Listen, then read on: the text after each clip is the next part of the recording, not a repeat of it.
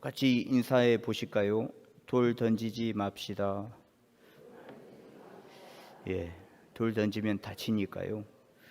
그렇습니다. 지난번에 말씀은 감람산으로 가셔서 감사함으로 마무리를 하신 이후에 그 다음날 아침에 다시 성전으로 들어가신 예수님의 말씀을 함께 나눴습니다. 성전으로 들어가신 이유는 간단했죠. 아직도 하나님의 말씀을 받아들이지 못한 이들이 있었기에 다시 성전으로 들어가셨고, 자리에 앉으셔서 진득하게 하나님의 말씀을 전하는 예수님의 모습을 함께 나누었었습니다. 그때였습니다. 서기관들과 바리새인들이 이 사람들에게 가르치고 있는 예수님 앞에 나타나서 한 여인을 내밀면서 이야기를 하거든요. 이 여인은 간음하다가 현장에서 잡힌 여인이었습니다. 현장에서 간음한 것을 목격하고 우리가 잡아왔다라고 이야기를 하면서 덧붙여서 이 말씀의 이야기를 하는데요. 8장 5절 말씀에 보시면 모세는 율법에 이러한 여자를 돌로 치라 명하였거니와 선생은 어떻게 말하겠나이까 라고 이야기를 하는데, 구약의 모세의 이야기를 하면서 선생님이라면 어떻게 할 겁니까? 모세는 가늠한 사람에 대해서는 돌로 치라라고 이야기를 했는데 당신은 어떻게 할 겁니까? 라고 이야기를 합니다. 근데 조금 이상하지 않습니까? 가늠한 여인을 현장에서 잡았더라면 그 여인을 당장 법정에 넘긴다든지 혹은 두세 사람의 증인을 세워서 그 자리에서 돌로 쳐 죽인다든지 그렇게 하면 되는데 굳이 왜 예수님에게 데리고 왔을까? 굳이 이른 아침부터 이 바리새인들과 서기관들은 음행한 여인을 잡아다가 예수님에게로 나와왔는가? 그들에게는 꿍꿍이가 있었습니다. 그 꿍꿍이는 8장 6절에 보시면요, 그들이 이렇게 말하면 고발할 조건을 얻고자 하여 예수를 시험함이러라 라고 말씀하고 있는데, 이 예수님을 시험하고자 함이었습니다. 예수님을 고발할 조건을 얻고자 위함이었거든요. 이 바리새인들과 서기관들이 예수님을 잡고자 얼마나 많은 노력을 했습니까? 눈앞에 보여서 손을 내밀어서 직접 잡으려고 했으나 잡지 못한 적도 있었고요. 또 아랫사람들을 시켜서 잡아오라라고 명령한 적도 있었고요. 예수가 어디 있냐 성전을 샅샅이 뒤지는 모습도 많이 보여주었거든요. 그도 그럴 것이 사람들에게 우리들만 인정을 받아야 하는데 혜성처럼 예수라는 자가 나타나지 않았습니까? 그리고 그 예수라는 자가 나타날 때마다 수많은 인파들이 모여들었고 또 주옥 같은 말씀을 쏟아냈고 또 기적과 이적을 나타내는 그 모습에 자신들의 생계를 위협한다, 또 자신들과의 반대의 모습을 보였다라는 마음에서 그를 죽이고자 했던 것입니다. 그들은 옷을 길게 늘어뜨리고 사람들이 많이 모인 곳에서 일부러 큰 소리로 외쳐 기도하면서 야, 우리는 너희들과 다른 사람이야, 우리가 훨씬 더 나은 사람이지, 우리는 경건한 사람이야 라고 이야기를 하면서 사람들이 알아주기를 원했음에도 불구하고 사람들은 그들을 인정해 주지 않았거든요.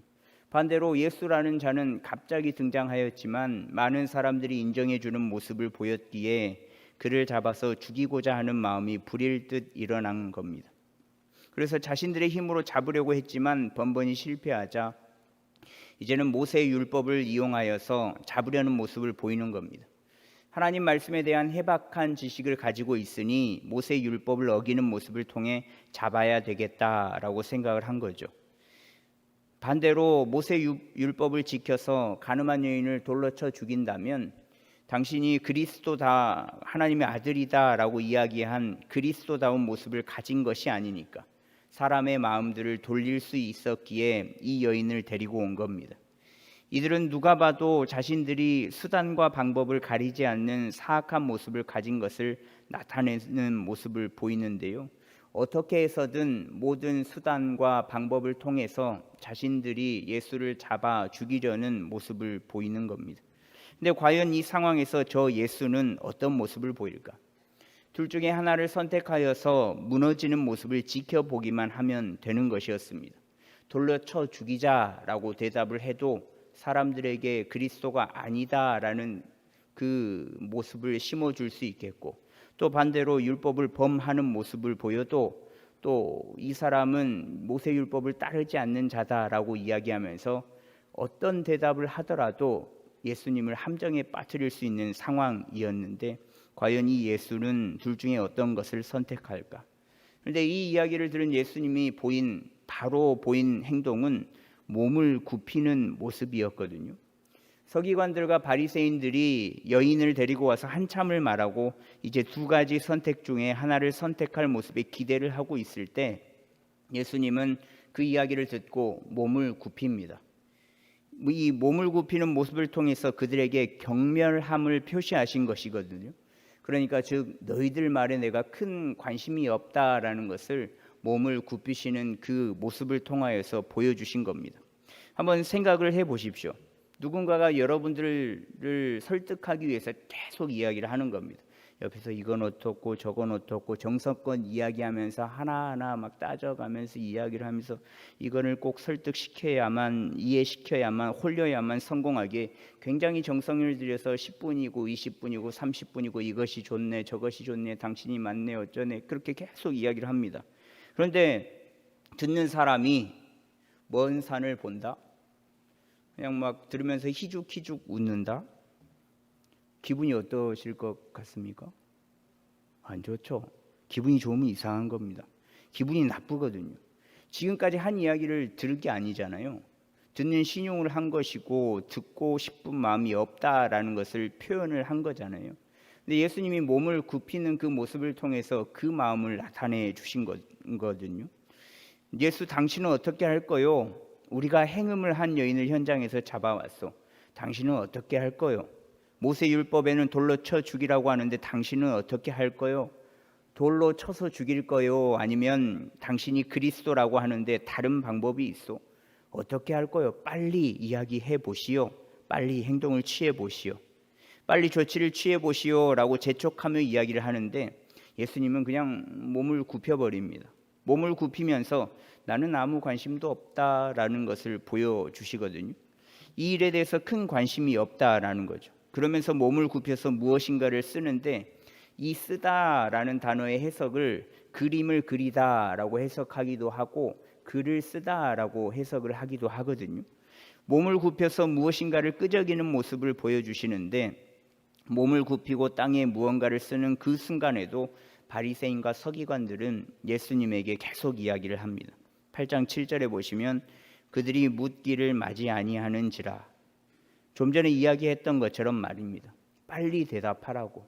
어떤 행동을 취할 거냐고. 지금 행음한 여인이 앞에 있지 않냐고. 당신이라면 어떻게 할 거냐고. 그리스도라면서 하나님의 아들이라면서 뭔가를 보여줘야지, 뭔가를 해야지. 지금 한가하게 땅에 그림이나 그릴 때냐고. 글씨나 적을 때냐고. 흙놀이나 할 거냐고. 계속 이야기를 이어가는 겁니다. 이때 예수님이 몸을 굽혔던 것을 펴시면서 일어나셔서 단 한마디를 하시거든요. 그 말씀은 오늘 말씀의 제목과 같은데 너희 중에 죄 없는 자가 먼저 돌로 쳐라 라고 이야기를 합니다. 이 바리새인들과 서기관들은 둘 중에 하나를 예상하지 않았겠습니까? 돌로 쳐 죽여라 혹은 다른 말. 이 둘 중에 하나를 말하면 모세 율법을 따른 당신도 똑같네? 하나님의 아들이라며 사람을 죽이는 건 똑같네? 다른 말을 하고 여인을 살린다면 율법을 지키지 않았네? 뭐 그런 등등의 이야기를 하면서 그렇게 몰아가려고 했습니다. 어떤 것을 대답하든 당신은 도간에 든 쥐니까.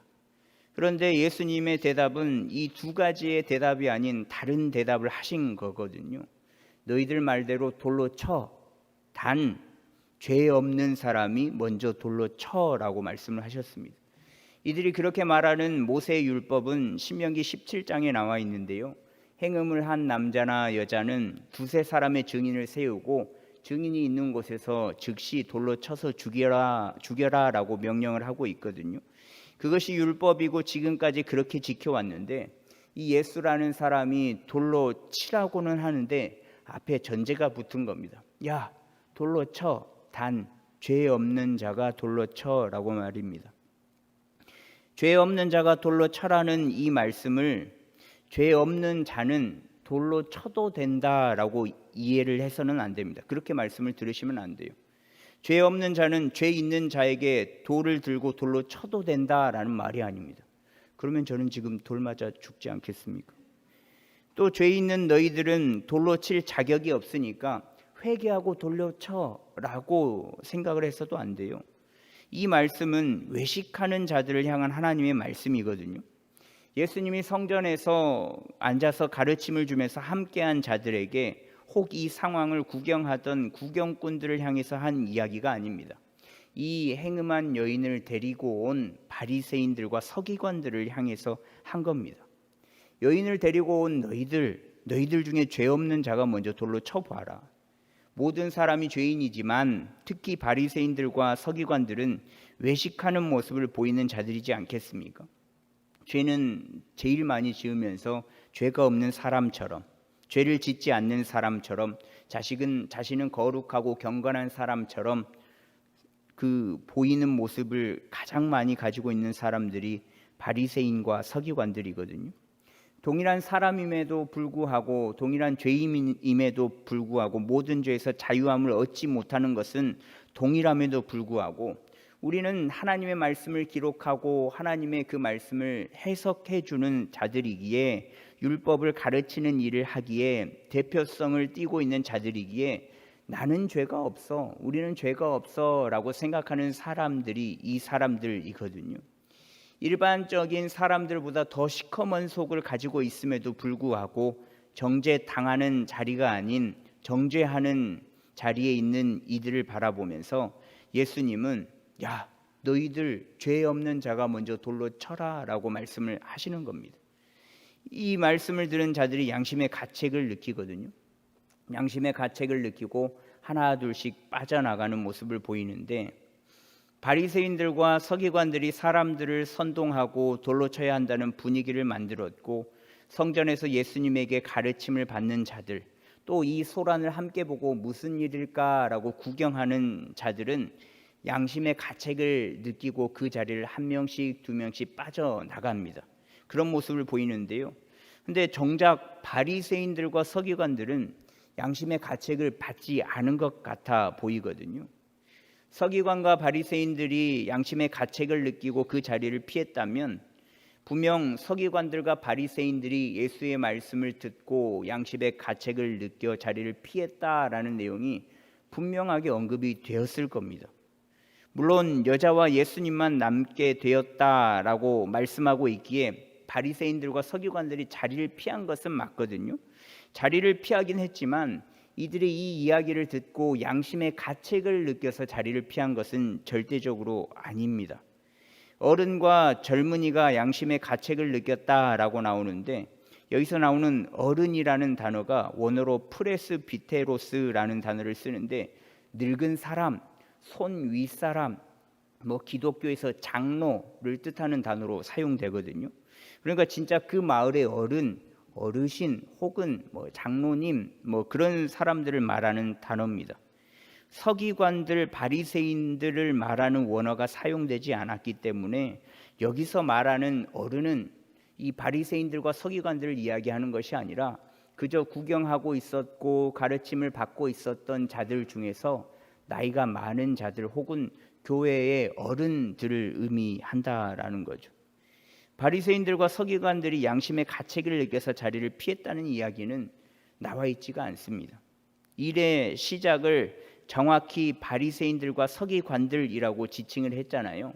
바리새인들과 서기관들이 음행한 여인을 데리고 왔다라고 쓰여 있는데, 이들이 양심의 가책을 느끼고 그 자리를 피했더라면 동일하게 바리새인들과 서기관들이 양심의 가책을 느껴 자리를 피했다라고 쓰였을 겁니다. 그러나 그들을 지칭하지 않았다는 것은 이들은 양심의 가책을 느낀 무리 속에 포함되지 않았을 거다라고 짐작해 볼 수 있거든요. 사람들을 선동했고 또 그 선동당한 사람들이 양심의 가책을 느껴서 자리를 피한 겁니다. 정작 양심의 그 가책을 느끼고 회개함으로 나아가야 할 이들은 그렇지 못하고 다른 이들이 깨닫는 모습이 나타나거든요. 모두가 다 사라진 상황, 예수님은 여인에게 주위에 아무도 없다라고 말씀을 하시면서 안심시키고, 나도 너를 정죄하지 않을 테니까 너도 가서 죄를 범하지 말라라고 말씀을 하십니다. 근데 보통 이 본문의 말씀을 보면 예수님께서 정죄하지 말라고 하는 것이 중점인가? 라고 생각을 많이 합니다. 맞죠? 근데 사실은 나는 사실 남을 정죄할 만한 존재는 아니거든요. 예수님께서 죄 없는 자가 돌로 쳐라 라고 말씀하실 때 사실은 죄 없는 자가 존재하지는 않거든요. 존재하지 않기에 그 말씀을 하셨을지도 모르겠습니다. 그러면 정죄하지 않아야만 하는가? 죄악된 모습을 보고 그저 방관해야 하는가? 죄를 죄라고 이야기하는 정죄를 왜 하지 않아야 하는가? 라는 물음표가 생길 겁니다. 근데 답은 간단하거든요. 죄가 있다라고 할 수 있는 존재는 하나님밖에 없기 때문에 그런 겁니다. 구약 시대에는 죄가 있다고 판단되고 또 정죄의 대상이 있으면 하나님께서 그 사람을 죄인으로 취급하시고 하나님께서 직접 경고하시고 벌을 주셨거든요. 사람을 통하여서 혹은 자연을 통하여서 혹은 설명할 수 없는 일들을 통하여서 하나님께서 직접 경고하시기도 하시고 또 경고를 넘어서서 벌을 주시기도 하셨습니다. 하나님께서 죄가 있다고 하는데 누가 그 말씀에 토를 달겠습니까? 그냥 하나님께서 죄가 있다라고 하시면 그저 그것을 인정하고 회개함으로 나아갈 수밖에 없는 거죠. 그런데 지금은 어떻습니까? 지금은 구약 시대가 아니잖아요. 분명히 죄를 저질렀는데 정죄하지 말라고 한다면 그럼 하나님께서 직접 처리해 주시죠. 저 사람 망하게 해 주십시오. 저 사람 죽이는 건 좀 심하니까 저 사람 좀 어디가 한 군데가 부러졌으면 좋겠고 어디가 뭐 좀 많이 아팠으면 좋겠고 뭐 그렇게 저주를 퍼붓는 게 맞겠습니까? 그 죄를 지은 사람을 정죄하면서 그 사람이 무너지는 것을 위하여서 기도하는 게 맞을까요? 오늘 예수님의 말씀에 정답이 있습니다. 예수님을 정죄를 하냐 하지 않냐라는 두 가지 대답 중에서 둘 중에 하나를 택해서 대답을 하지는 않으셨습니다. 돌로 쳐라, 돌로 치지 말아라. 둘 중에 하나를 골라 대답하시지 않으셨죠. 우리가 그 보기에 없는 대답, 죄 없는 자가 돌로 치라라고 말씀을 하셨거든요. 근데 우리도 이와 같은 대답을 하면 되는 겁니다. 정죄하지도 않고 그냥 두라고 하지도 않고 죄 없는 자가 돌로 치라라고 대답을 하면 되거든요. 죄 없는 자가 돌로 치라는 말을 한 단어로 이야기를 해본다면, 다른 말로 지금 현 시대를 살아가고 있는 우리가 해본다면 아마 조언이라고 할 수 있을 것 같습니다. 조언이라는 단어는 말로 거들거나 깨우쳐 주어서 도움을 준다라는 뜻을 가지고 있거든요. 그러니까 너 그거 죄가 맞다라고 쐐기를 박는 것이 아니라 죄가 맞다라고 생각이 들고 깨우칠 수 있게끔 도움을 주는 겁니다. 깨우칠 수 있도록 돕긴 돕되 중요한 것은 가르치려는 어투는 사용하면 안 되거든요. 가뜩이나 마음이 어렵고 가뜩이나 힘들고 가뜩이나 어려운 그 상황 속에서 너 그거 죄인 줄 모르겠어? 라고 조금 이 마음이 상하게끔 이야기를 한다면, 부당하게 참견하는 말투로 한다면 더 마음을 어렵고 힘들게 하는 거거든요. 같은 말이라도 어투가 굉장히 중요하더라고요. 또 간섭도 마찬가지입니다. 직접 관계가 없는 남의 일에 부당하게 참견함을 말하는 간섭은 가르치려는 말투와 동일한 것으로 봐도 무방하거든요. 조언을 하되 마음을 다하여서 조언을 하고 또 혹은 힘듦을 조금 알아주는 표정과 제스처 정도면 된다라는 겁니다. 가장 중요한 것은 마음에서 우러나와야 한다라는 거죠. 또 다른 방법이 있습니다. 그것은 뭐냐면 시험하기 위해서 해서는 안 된다라는 거죠. 오늘 본문의 바리새인들과 서기관들은 예수님에게 여인을 데리고 와서 이야기를 한 것은 예수님을 시험하기 위함이었거든요. 가늠한 여인을 데리고 가면 이 예수라는 자가 어떻게 나오나 보자. 이 자는 돌로 치라고 할까 아니면 돌로 치지 말라고 할까. 어떤 목적을 위한 시험으로 남을 정죄해서는 안 된다라는 겁니다. 이런 모습은 사람이 모인 곳에는 어디든 나타나는 모습이거든요. 사람은 기본적으로 죄의 습성을 가지고 있기에 시키지 않아도 가르쳐 주지 않아도 이런 모습에 능한 모습을 가지고 있습니다. 본능과 같은 거거든요. 저희 집에 딸 둘이 있는데 하나는 이제 초등학교를 들어갔고 하나는 5살이 되었습니다. 근데 제가 걔네들한테 거짓말을 잘해야 인생의 성공자다. 누군가가 너의 자리를 차지하려고 하면 밀쳐서 밟아라. 주먹을 사용해도 괜찮다. 이가 몇 개 부러져도 괜찮다. 그 정도는 아빠가 책임져 줄게 라고 가르치지는 않는단 말이에요. 그런데 그 어려운 상황, 또 본인이 당혹스러운 상황, 한 번도 경험해 보진 상황을 닥치면 본능적으로 거짓말을 하는 모습이 나타나고요, 본능적으로 동생을 밀치기도 하고요, 둘이 투닥거리면서 싸우기도 한다는 거죠. 이게 죄의 습성이거든요. 누가 알려주지 않아도 습득이 되고 그 습득된 것을 가장 잘 사용하는 게, 사람이 가장 잘 사용하는 게 죄의 습성이라는 거예요. 내가 아닌 누군가가 주목을 받고 인정을 받으면 그 사람을 누르고 싶은 마음이 드는 게 사람이라는 겁니다. 근데 모든 사람이 다 그렇다는 것은 아닌데 보통의 사람들은 그렇거든요. 나와 관계없는 사람임에도 불구하고 잘 되는 것을 보면 배가 아파요. 그냥 배가 아파요. 저보다 키 큰 사람을 보면 배가 아파요. 잘생긴 사람을 보면 배가 아파요. 그러니까 사촌이 땅을 사면 배가 아프다라는 속담도 있지 않겠습니까? 누군가 비밀이라고 이야기한 것은 비밀을 지켜줘야죠. 처음 말한 사람도 비밀이요, 그 이야기를 듣고 또 친한 사람한테 옮기는 사람도 비밀이요, 또 그 사람이 다른 이에게 전하면서 이건 비밀이요, 그 이야기를 듣고 또 다른 사람에게 전한 사람도 이건 비밀인데, 세상에 비밀은 없거든요. 너도 비밀, 나도 비밀, 모두의 비밀, 비밀 같지 않은 비밀이 돼버리는 거거든요. 모두의 비밀로 끝나면 좋을 건데 거기에 시험을 위해서 일부러 비밀이라고 말하고 퍼뜨리는 일들이 굉장히 많이 있습니다.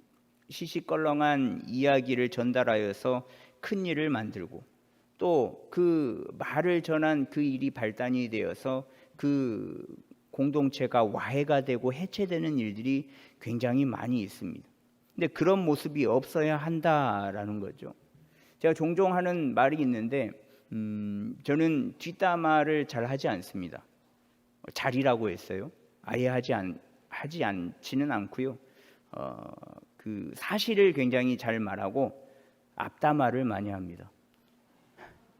야, 너 오늘 옷이 참 별로네. 머리 어디서 볶았니? 야, 내가 볶아도 그거보단 예쁘겠다. 뭐 이런 말들. 뭐 이런 이야기를 하기까지 굉장히 많은 고민을 하겠지만, 제가 이야기를 하면 옷을 갈아입고 올 수 있잖아요. 제가 이야기를 하면 뽀글거렸던 걸 다시 펼 수도 있지 않겠습니까? 그러니까 뒷담보다는 저는 앞담이 더 낫다라고 생각을 하는 사람인데, 이야기가 돌고 돌아 뒤에서 들어서 화가 나는 것보다는 앞담을 듣고 받아들이고 고치는 게 더 좋지 않을까 싶어서 앞담을 잘 합니다. 시험코자 하는 말은 남을 정죄하는 모습이 될 수 있기 때문에 그렇거든요. 그러니 죄 없는 자가 돌로 치십시오. 여러분들이 죄가 없으시면 사정없이 정죄하고 돌로 치셔도 됩니다. 많이 치십시오. 상대가 진짜 숨통이 끊어질 정도로 돌로 막 치십시오. 단 죄가 없으신 분만 말입니다.